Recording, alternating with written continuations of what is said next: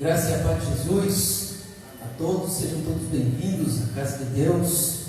E você também que está agora aí conectado conosco, na sua casa, no seu lar, na rua, onde quer que esteja, vamos orar. Amado Pai, eterno Deus, glorificamos e exaltamos o teu nome nesta hora.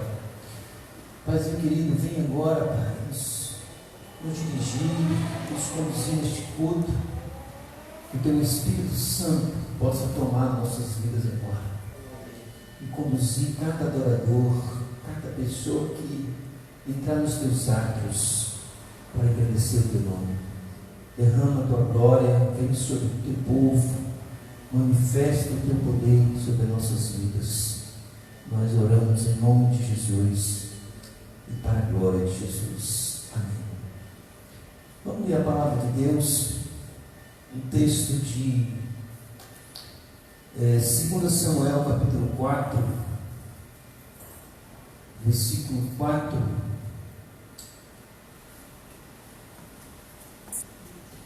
E também depois nós vamos ler 2 Samuel 9, 3 a 13, para a gente entender a narrativa dessa história. 2 Samuel capítulo 4 diz assim: Jonatas, filho de Saul, tinha um filho aleijado nos pés. Era da idade de 5 anos, quando Jezreel chegaram as notícias da morte de Saul e de Jonatas. Então a sua ama o tomou e fugiu. E sucedeu que, apressando-se ela a fugir, ele caiu e ficou manco. E seu nome era Mefibosete. Agora vamos ler 2 Samuel capítulo 9, versículo 13, versículo 3. 2 Samuel capítulo 9, versículo 3. Disse-lhe o rei: não há ainda alguém da casa de Saul para que use eu de bondade de Deus para com ele? Então Zipa respondeu ao rei: ainda há um filho de Jonatas, aleijado de ambos os pés. E onde está? Perguntou-lhe o rei. Zipa lhe respondeu: está na casa de Maquir, filho de Amiel, em Lodobar. Então mandou o rei Davi trazê-lo de Lodobar, da casa de Maquir, filho de Amiel. Vindo Mefibosete, filho de Jonatas, filho de Saul, a Davi, inclinou-se, prostrando-se com o rosto em terra. Disse-lhe Davi: Mefibosete. Ele disse: eis aqui teu servo. Então lhe disse Davi: não temas, porque usarei de bondade para contigo, por amor de Jonatas, teu pai, e te restituirei todas as terras de Saul, teu pai, e tu comerás pão sempre à minha mesa. Então se inclinou e disse: quem é teu servo, para teres olhado para um cão morto, tal como eu? Cão morto, tal como eu. Chamou Davi a Zipa, servo de Saul, e lhe disse: tudo o que pertencia a Saul e toda a sua casa dê ao filho do teu senhor. Trabalharás, pois, a terra, tu e teus filhos e teus servos, e recolherás os frutos, para que a casa do teu senhor tenha pão que coma. Porém, Mefibosete, filho do teu senhor, comerá pão sempre à minha mesa.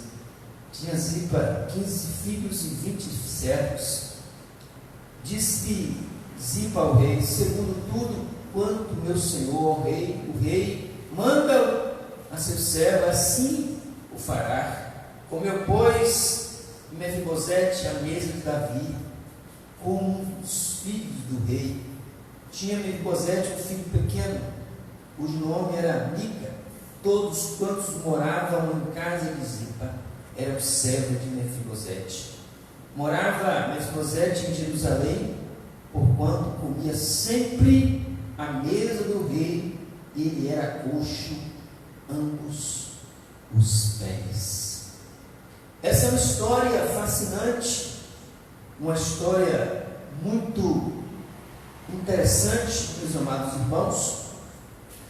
E o tema da nossa reflexão hoje é você e Jesus Cristo. E o que tem a ver essa história com você e Jesus Cristo? Eu quero fazer um paralelo entre Mefibosete e o rei Davi e fazer a comparação entre você e o rei Jesus Cristo, o favor de Deus para conosco. Esse contexto é conhecido pela maioria das pessoas que gostam de ler a palavra de Deus, gostam de meditar na palavra de Deus. E fala de um homem que era filho do rei. E este homem era nascido em berço de ouro. Ele tinha tudo para viver uma vida de príncipe, pois ele era um príncipe. Mas alguma coisa aconteceu que ele precisou fugir da sua casa, de seu conforto, pois poderia ser morto pelo novo rei de Israel. Quando Saul morreu, os irmãos se lembram que o rei Saul, em vários momentos, perseguiu Davi até tentar matá-lo, porque tinha medo de perder o seu reinado. Então ele perseguiu Davi até onde ele não mais tinha como. Ele perseguiu Davi. Davi viveu um tempo fugido, com medo de morrer. E aí Saul morre e assume o trono. E agora? E a família? E os filhos? Lógico. O que se esperava de um novo rei que foi perseguido pelo rei anterior? A perseguição também à sua família e a morte. Inclusive era uma tradição que todo rei que assumiu o trono de Israel mandava matar todos os descendentes do rei anterior, para que não tivesse como suceder, não tomar um lugar. Irmãos, às vezes não entendemos algumas passagens bíblicas porque não compreendemos o contexto dela, mas quando vamos analisar o contexto, a gente vai entender. Naquela época, quando o rei era destronado, o rei assumia, e com certeza ele vinha com fúria contra a família do rei anterior. E esse era o medo de Mefibosete e de toda a sua família. E quando Mefibosete ouviu dizer que o rei Saul havia morrido, ele tomou a criança das mãos e saiu correndo disparada para salvar a vida da criança. E por isso ela deixou cair a criança, e a criança quebrou os dois pés. E ficou uma criança deformada, aleijada, e ficou coxo, e passou a viver uma vida miserável, uma vida de mendigação, de sofrimento. E aqui poderíamos entrar nesse particular do mundo interior de Mefibosete, você encontrar as maiores frustrações que tem um aleijado, um deficiente. E não é como hoje que o deficiente ele tem amparo pela lei, inclusive incentivo em trabalhos, em concursos, tem algumas vagas exclusiva para os deficientes físicos. Mas nesse contexto aqui, um deficiente físico, um homem normal, ele tinha que ser forte, tinha que ser trabalhador para sobreviver no campo. Imagine um homem doente dos 2 pés, sem poder andar, coxo, filho de um rei que morreu. E quando o novo rei assumia, toda a sua condição de privilégio era perdida e a sua vida estava correndo risco. E nessa fuga, com medo do novo rei, ele caiu e quebrou os 2 pés e ficou aleijado. Ele viveu como um garoto comum, normal e sem defeito até certo tempo da sua vida. Estava destinado a viver bem, comer bem, dormir bem, ter muitos servos para servi-lo, ser honrado pelas pessoas, por ele ser o filho do rei. Era um príncipe, porém as coisas mudaram para ele. Eu fico pensando às vezes que a nossa vida ela é cheia de surpresas. Você está bem, no seu conforto, com a sua vida tranquila, com a sua estabilidade, e de repente acontece um fato na nação brasileira, acontece uma situação no mundo, acontece algo na sua família que muda toda essa história.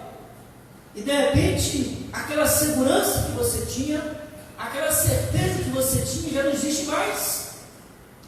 Quantos lembram dos irmãos aí, quando o governo Collor, assumiu?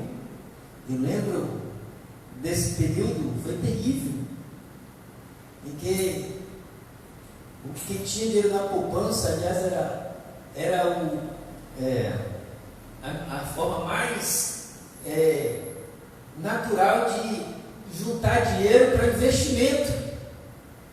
E tinha aquela abelhinha que vivia fazendo propaganda. Hoje não tem mais abelhinha na televisão, porque a poupança hoje não dá mais dinheiro. O percentual de juros da poupança é insignificante e nem vale a pena você deixar dinheiro na poupança. Tem outros investimentos, como previdência, é uma dos melhores investimentos na previdência, que você tem uma rentabilidade muito grande e você não tem o compromisso de perder o dinheiro. Entre outras aplicações financeiras, só estou citando aqui a previdência como um exemplo. Então, muitas pessoas pegaram seu investimento e botaram na poupança, e o novo governo assume. E algumas pessoas que fizeram empreendimentos, negócio, investiram o seu dinheiro, e na madrugada, de um dia para o outro, todo esse dinheiro foi confiscado. Foi o maior desespero na nação brasileira. Foi gente desesperada, sofrendo, porque agora toda a sua economia estava confiscada pelo governo federal. E aí, irmãos, a pessoa fica sem chão. Então não sabemos o que nos espera pela frente, que tipo de plano, que tipo de situação vai acontecer daqui para frente na nação brasileira. E no mundo, porque o que acontece no mundo, de alguma forma, chega até o Brasil. Todos os países em desenvolvimento, como o Brasil, outros, dependem das potências mundiais. Se acontecer uma guerra, se acontecer um conflito entre duas nações poderosas, toda a economia afetada. Você vê que uma fala, uma declaração do presidente dos Estados Unidos, o presidente da Rússia, há oscilação no mercado internacional, há uma insegurança. Uma fala do presidente do Brasil, uma frase do ministro da Economia, por exemplo, há alteração na bolsa. E a situação fica de insegurança. Uma fala do presidente da Câmara, do Senado. Então são situações de muita instabilidade e insegurança. Nós estamos vivendo um tempo em que o Brasil está vivendo uma tremenda incerteza, porque existem correntes contrárias para o desenvolvimento da nação. Tem uma torcida muito grande da oposição, né? Aí está bem declarado isso, por parte do PT, por parte de toda a oposição contra a atual política. Existe uma mobilização dos bastidores para que o plano atual, do governo atual, fracasse e o Brasil entre no caos, para que os aventureiros se aproveitem do caos. Tem muitas pessoas, muitos políticos, que estão torcendo para o fracasso do Brasil. E você que é eleitor, inclusive, você que elege os candidatos, você tem que estar atento a isso. Agora, qual é o político que está comprometido com a nação brasileira?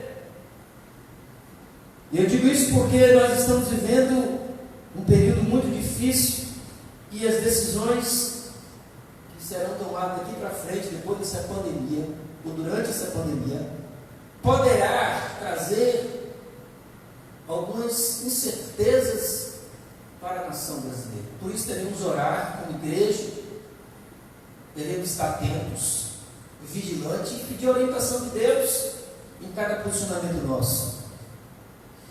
Então, de repente, esse príncipe, voltando aqui, fez esse parênteses, ele estava tranquilo, seguro, e acontece essa fatalidade. Mas eu vejo um propósito nisso tudo. Nós podemos fazer aqui uma grande analogia da história de Mefibosete com a nossa história de vida. Mefibosete era um garoto comum, normal, sem defeito. Ele estava destinado a viver bem, comer bem, dormir bem, e ter muitos servos para servir, ser honrado pelas pessoas. Porém, as coisas mudaram. Precisou fugir depressa para salvar sua vida e terminou se tornando uma pessoa sem serventia alguma. Um peso, pois naquela época os homens só serviam se fossem fortes e capazes para guerrear.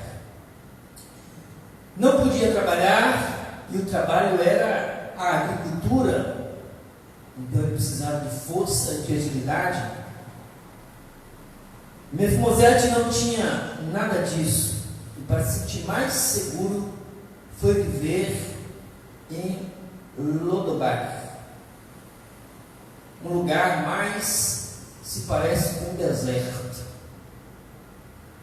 pouca vegetação, um lugar de sofrimento, de muitas necessidades. Eu estava observando os refugiados de algumas nações brasileiras que estão migrando para alguns países, inclusive para o Brasil, como os haitianos, como os angolanos, os venezuelanos e tantos outros que estão buscando refúgio em nações para recomeçar a sua vida. Porque o sistema implantado por alguns desses governos são sistemas cruéis, totalitários, antidemocráticos e que perseguem, através de um monopólio, o seu povo. E essas pessoas buscam refúgio para sobreviver, para recomeçar a sua vida.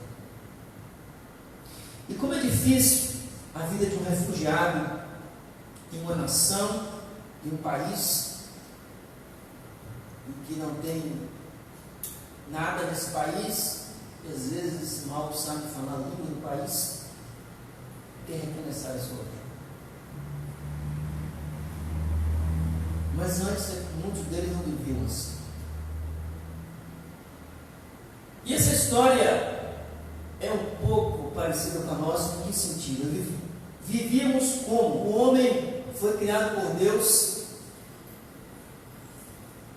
Adão e Eva foram criados, e eles estavam destinados a viver uma vida boa, cheia de fartura, de regalias, porém aquele que governava, que Deus deu autoridade para dominar todas as coisas, Adão, morreu. Morreu por quê? Porque pecou contra Deus e foi destituído do seu mandato. E um homem que foi criado para ser príncipe, para governar, para administrar, agora se torna um escravo do trabalho. E Deus disse a Adão: você agora vai comer do suor do seu trabalho. Você vai trabalhar para sobreviver. Porque antes ele tinha uma vida em que ele tinha tudo à sua disposição. Uma vida de príncipe. Ele governava tudo, ele dava mão e comando. Mas depois do pecado ele passou a ser escravo do seu próprio pecado e passou agora a trabalhar, a sobreviver. Tem que suar. E a mulher passou a sentir dores ao parir.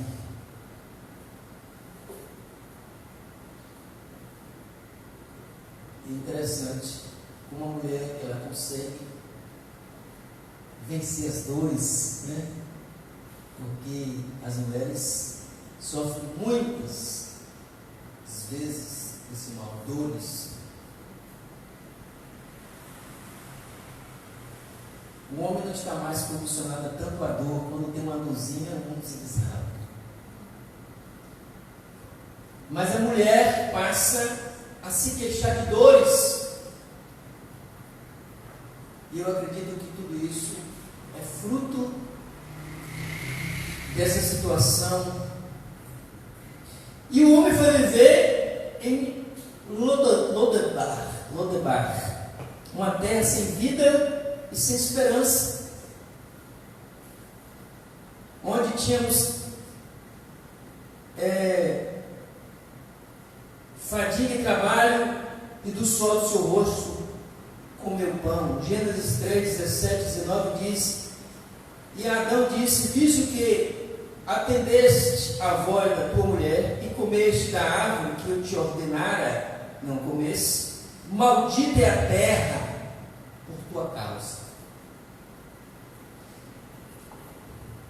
e em fadigas obterás dela o sustento durante os dias da tua vida, e ela produzirá também cardos e abrolhos, e tu comerás a erva do campo, e no suor do rosto comerás o teu pão, até que tornes a terra, pois dela foste formado, porque tu és pó, e ao pó tornarás. Então a terra passou a ser maldita, porque entra a morte, e o pecado passa a reinar. E esse príncipe e essa princesa que Deus criou lá, vivia no paraíso, em um jardim fabuloso, tinha de tudo, do bom e do melhor, e agora passaram a viver do suor do rosto e com dores. O que nós podemos ver que nós fomos colocados fora do reino de Deus. O homem foi expulso do reino de Deus. E a Bíblia diz que quando Deus expulsou o homem do jardim do Éden, Ele tomou a chave para que não tivesse mais acesso. E depois de ter expulso de fora do reino, foram condenados a viver uma vida de vergonha e de dor. É por isso que eu digo que há uma comparação entre a história de Mefibosete e a nossa história, a história do homem, em termos iniciais. Assim, Mefibosete, como deveria ser o sentimento dele em relação a tudo isso? Ele se sentiu inútil. Ele chega a olhar para ele mesmo como um cão morto. Ele diz: eu sou um cão morto. O que tem? Qual o valor que tem um cão, né, no contexto dele? E imagina um cão morto. Se for hoje talvez ele não usar essa expressão como um cão morto, porque o cão tem valor hoje, né? Tem cachorro que vale muito mais do que um ser humano. É muito mais tratado, melhor tratado que um ser humano.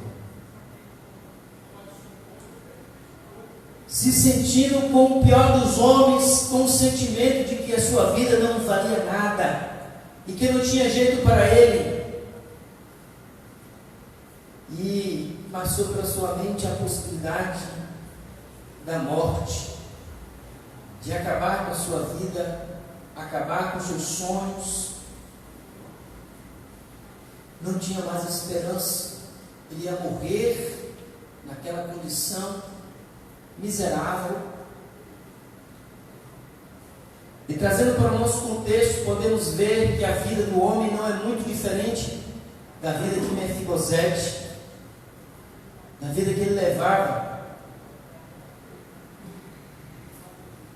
E realmente o pecado, ele tem essa capacidade de levar o homem à vergonha e à dor e ao sofrimento. Às vezes, quando eu olho uma pessoa que está viciada no álcool ou nas drogas, seja qualquer droga, que vida miserável, que dependência. Muitos perdem família, perdem os bens, perdem a dignidade, passa a viver uma vida vergonhosa, que dá vergonha aos pais, à família, porque se submete a situações, a comportamentos ridículos.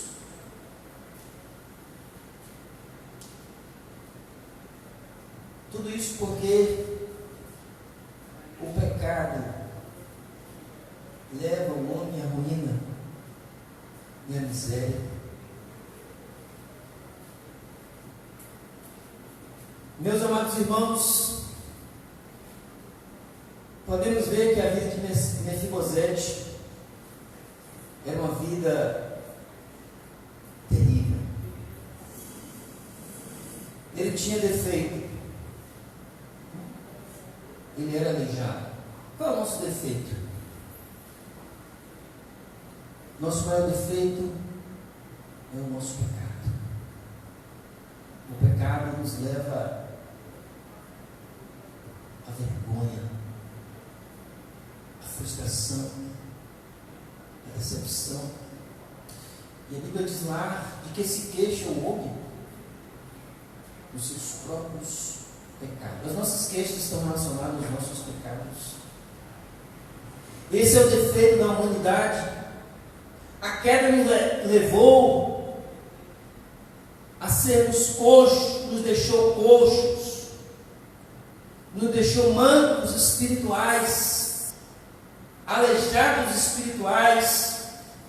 A nossa natureza se corrompeu e nos tornamos o que somos.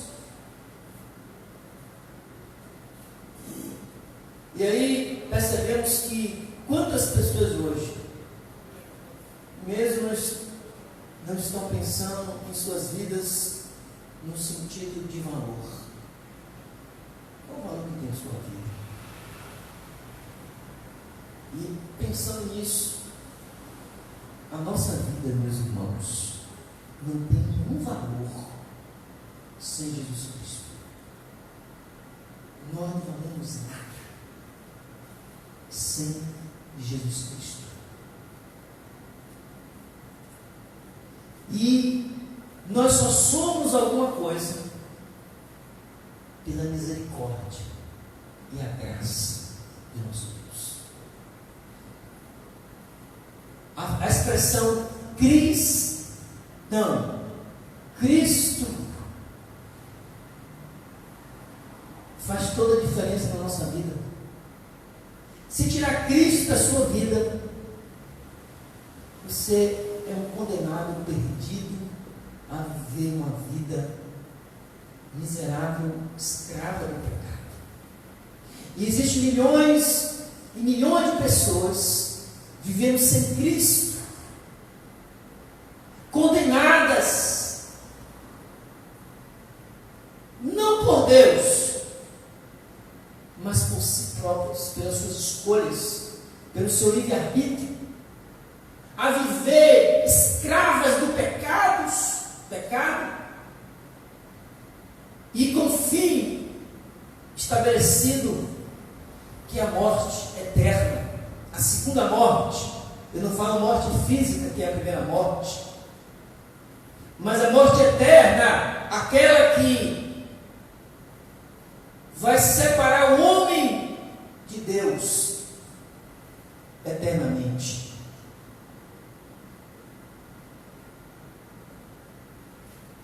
Quantas pessoas estão vivendo exatamente assim?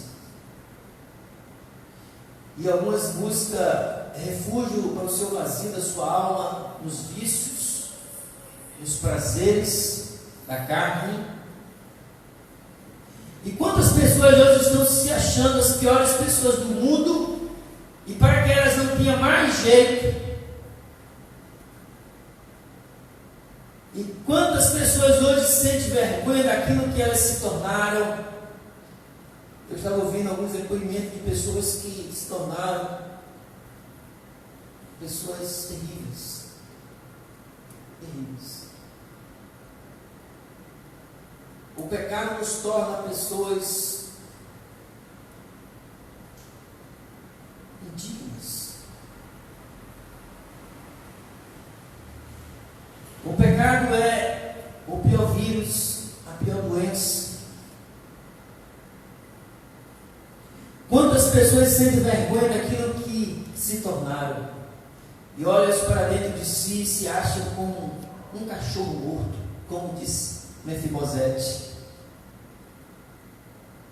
E ele tinha um grande medo do grande rei, do rei Davi. Para ele, o pior pesadelo era encontrar com Davi, pois ele tinha certeza que Davi queria matá-lo. Certamente, quando Mefibosete recebeu a notícia de que Davi queria vê-lo, ele deve ter se perturbado todo por dentro e temido muito este encontro. Ele deve ter pensado: o que é que o rei tão poderoso quer comigo, que sou teu inimigo? Porque Saul perseguiu Davi para matá-lo e destruir toda a sua vida. Pois sou descendente de Saul. E ele diz: eu fugi para não morrer. Vivo nesse deserto e agora ele quer me ver. Eu vou morrer.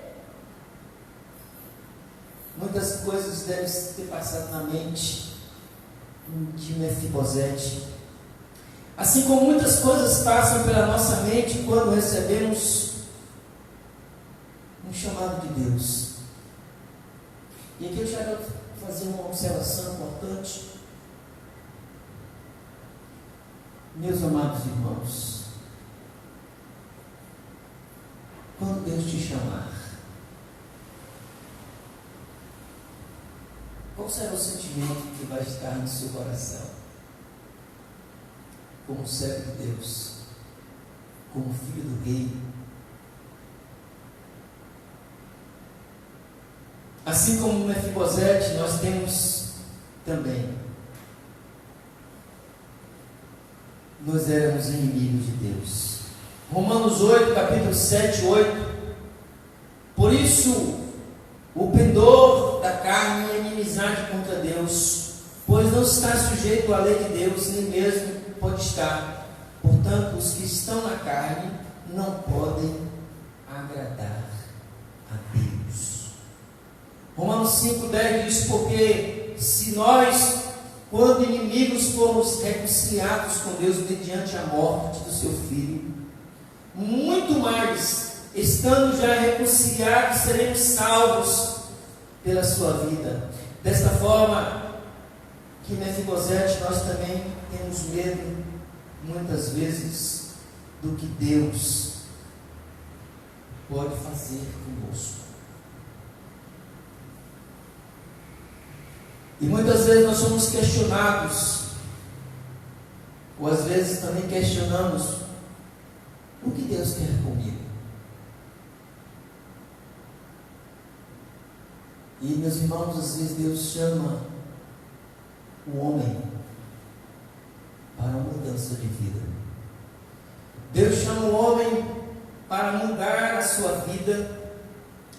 Deus chama o homem para viver uma vida digna, uma vida de príncipe, de restituir a ele a sua dignidade, a sua honra, restituir a vida eterna que lhe foi tirada pelo pecado,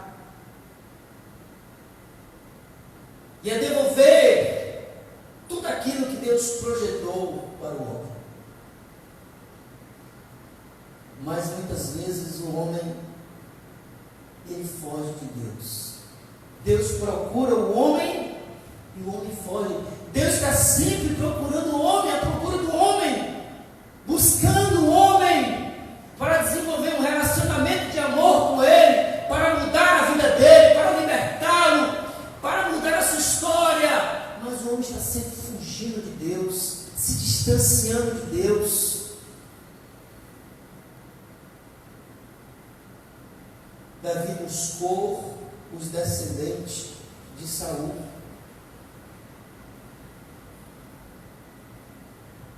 E, meus irmãos, como Deus busca o homem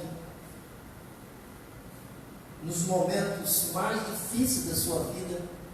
Deus está sempre chamando o homem para um encontro com Ele, para uma transformação na sua vida.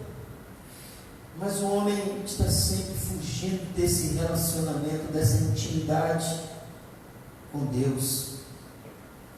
E o sentimento de desvalorização e medo da morte foi muito grande em Mefibosete, devido à sua condição agora de condenado à morte. E tem muitas pessoas que também têm muito medo da morte e também tem um sentimento de desvalorização. O sentimento de sermos castigados por Deus é tão forte que nós nos afastamos de Deus para mais longe possível, pensando que será melhor para nós.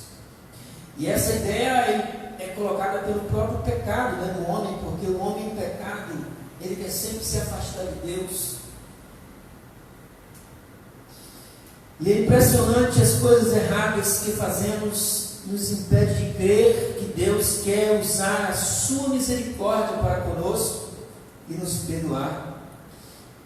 Colocamos-nos em um lugar, às vezes, que não é nosso. Deus quer nos colocar em um lugar privilegiado de honra. E Davi procurava um descendente de Saul para usar de misericórdia para com ele. E assim como Deus nos procura para usar de misericórdia para conosco, Mefibosete passou anos da sua vida escondido de Davi, com medo de morrer. E tem muitas pessoas que estão escondidas de Deus, ou pensam que estão escondidas de Deus, com medo de não ser aceito por ele. E sabe o que significa o nome Mefibosete? Destruidor da vergonha. Destruidor da vergonha. Olha esse significado poderoso. Destruir a vergonha é destruir aquilo que te aprisiona, aquilo que te impede de encontrar-se com Jesus e ter a sua vida transformada com Ele. Jesus é o nosso Rei. Ele nos procura para usar de sua misericórdia para com a sua casa, para com a casa de Adão. A casa de Adão somos nós. E quando Ele nos encontra no deserto, Ele manda nos buscar através de seus filhos que pregam o Evangelho da salvação. E eu estava pensando sobre isso. O chamado do Rei Jesus Cristo é para a salvação eterna, para a misericórdia, para uma vida plena. Interessante que Mefibosete foi levado ao palácio do rei, e onde viveu o resto da sua vida comendo do melhor da mesa do rei, do que poderia existir em Israel. E eu fico impressionado com essa história, porque um homem que não tinha nenhuma perspectiva, aleijado, condenado à morte, passa a viver agora uma vida completamente transformada e digna de um príncipe. Que transformação ele recebeu! E é exatamente isso que Jesus faz conosco. E nós passamos a ser príncipes e princesas de Deus. Quando você aceita Cristo como Senhor e Salvador de sua vida, quando você vem ao encontro de Jesus Cristo, quando você entrega a sua vida a Ele, quando você aceita o perdão de Deus, porque o que aconteceu aqui com Davi e Mefibosete nada mais do que o perdão que Davi deu a Saul através do benefício da sua família.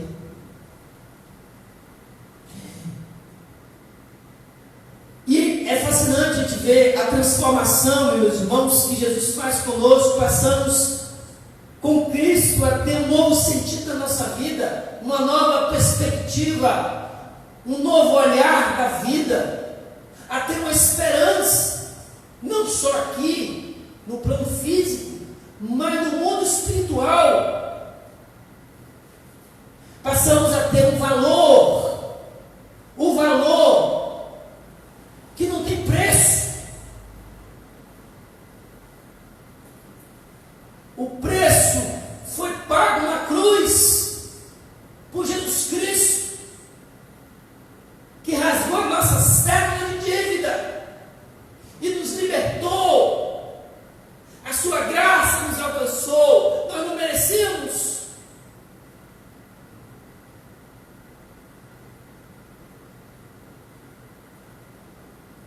Você precisa ver-se como um príncipe depois de Cristo na sua vida, como uma princesa. Eu costumo dizer que um príncipe e uma princesa, ele é seletivo. Ele não faz o que todo mundo faz. A sua dieta é uma dieta seletiva. Ele não come qualquer porcaria. Ele não se mistura com o que não presta, com quem não presta. Ele busca viver uma vida cercada de cuidados. E ele busca honrar a sua condição de príncipe. E existe todo um cerimonial, todo um preparo para a vida de um príncipe. E esta é a razão por que, meus irmãos, o cristão ele tem que ser diferente. Não porque ele está proibido, mas porque ele agora é um príncipe de Jesus Cristo. E ele agora, ele vai viver uma vida diferente do mundo.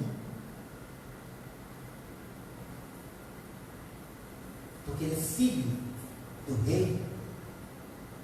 Ele é co-herdeiro com Cristo. E a Bíblia diz que nós podemos tudo em Cristo Jesus.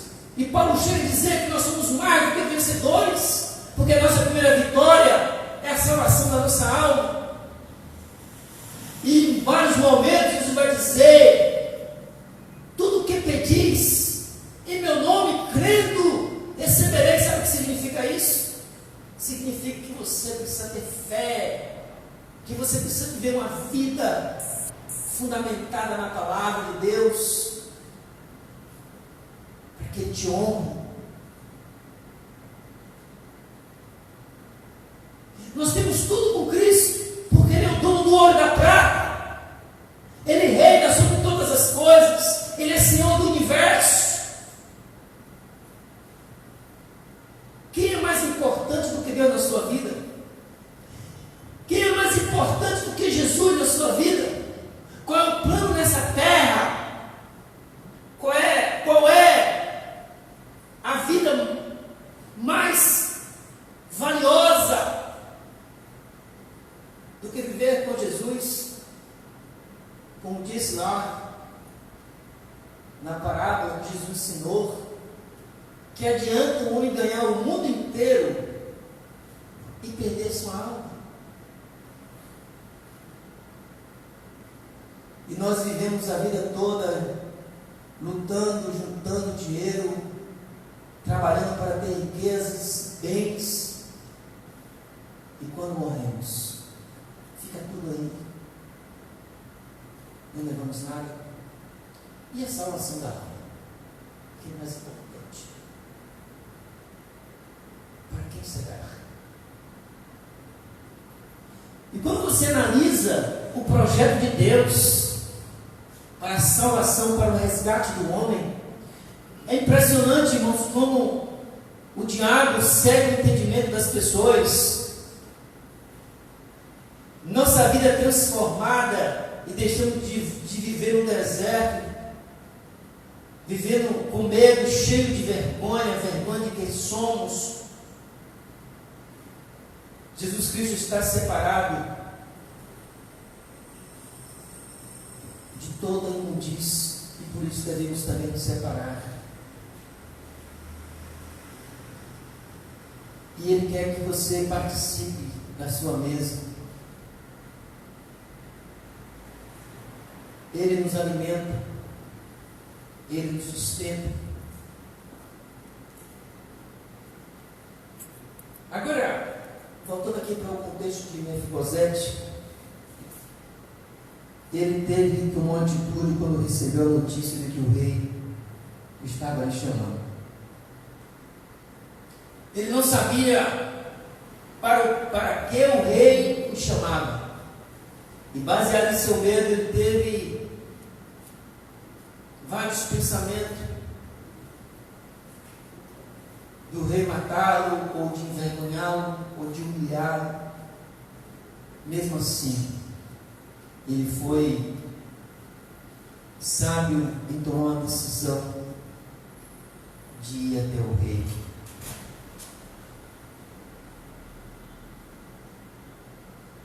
Usarei de misericórdia para com a sua vida e comerás pão à minha mesa todos os dias e restituirei tudo que lhe foi roubado e eu serei o seu rei. Foi a declaração de Davi a ele. E meus amados irmãos, que profundidade desse encontro. A vida do cristão, ela passa a ter um significado Meus amados irmãos, quando ele entende o chamado de Deus, você foi chamado, meu irmão, para viver como príncipe, minha irmã, como uma princesa de Deus. Você é filho do Rei dos Reis, o Senhor dos Senhores, e devemos nos apoiar, devemos nos firmar no que o Rei Jesus nos diz. Embora você esteja vivendo um momento difícil na sua vida hoje, lembre-se que você é filho do Rei, que a qualquer momento você pode ser premiado, você pode ser abençoado, você pode ser honrado por Deus, a partir da sua fé, a partir da sua perseverança, a partir da sua obediência ao chamado do Senhor.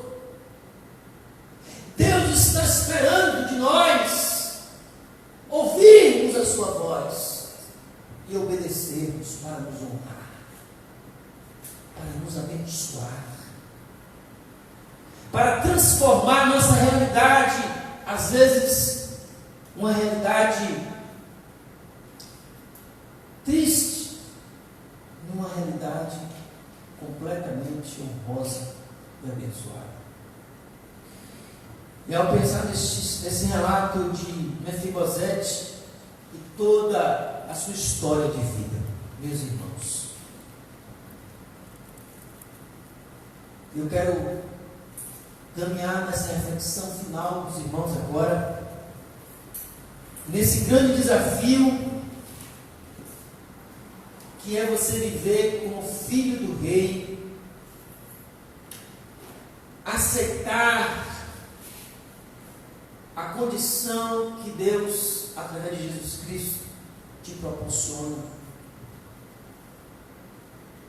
O cristão não pode viver como um cachorro morto. Uma vida desprezível, miserável, sem valores espirituais, uma vida de qualquer jeito, uma vida vergonhosa, de medo. Estamos seguindo uma vida honrosa, digna de um príncipe de Deus. Você é príncipe e princesa de Deus, porque nós estamos debaixo de uma aliança e nós precisamos passar a ter uma visão nobre de quem somos. Nós somos filhos do Deus Altíssimo. E se você entende que você é filho do Deus Altíssimo, você vai fazer de tudo que for possível viver como filho do Rei. E Ele com certeza vai honrá-lo, porque Ele diz na sua palavra que Ele honra os que o honram. E Ele vai colocar você numa posição que você vai perceber o quanto o amor de Deus é grande por você, embora você não mereça. Embora nós não mereçamos nada de Deus, o seu amor e a sua graça nos alcançou. Vamos ficar em pé, nós vamos exaltar o nosso Deus. Eu quero convidar você a abençoar a obra de Deus. Nós precisamos fazer algumas manutenções na casa de Deus, como conselho do fogo, para preparar a igreja para a nossa celebração de aniversário. Eu queria que você fosse generoso. Você que ainda não ofertou, não dizimou, traga a sua oferta, seu dízimo, enquanto cantamos. Não importa o valor, O que importa é o seu amor pela obra de Deus. O que importa é a sua fidelidade a Deus. Vamos magnificar o nome do Senhor nesta hora, porque Ele nos alcançou, nos libertou, nos salvou. Ele nos tornou filhos do Deus Altíssimo.